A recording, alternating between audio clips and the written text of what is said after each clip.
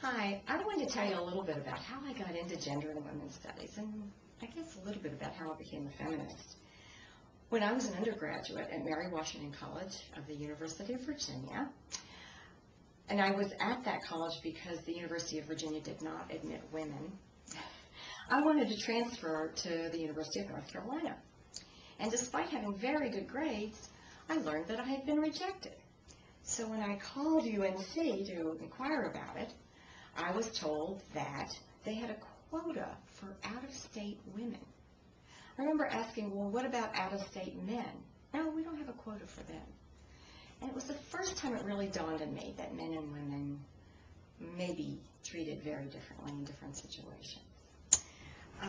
When I did transfer to Wittenberg University in Springfield, Ohio, I ended up spending a lot of time in Yellow Springs, Ohio, which is where Antioch College used to be.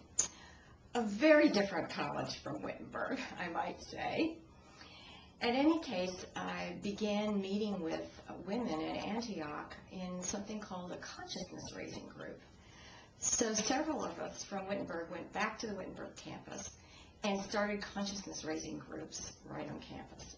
The idea behind this was for groups of women to come together, talk about their personal issues, and what would usually happen is we begin to see similarities and links and realize that many of the things that we thought were personal were actually larger political issues in our culture related to women and to gender.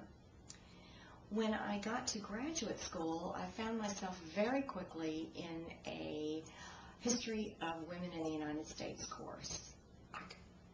I couldn't believe it. I was so excited. I had no idea that women had a history.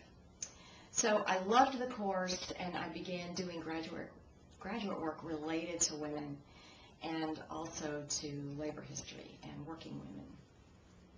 And on my first job, I was teaching at Drexel University in Philadelphia. A group of us got together and decided to form a women's studies program.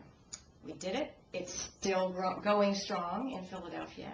And then I came here to UK in 1993 to be the director of the Gender and Women's Studies program.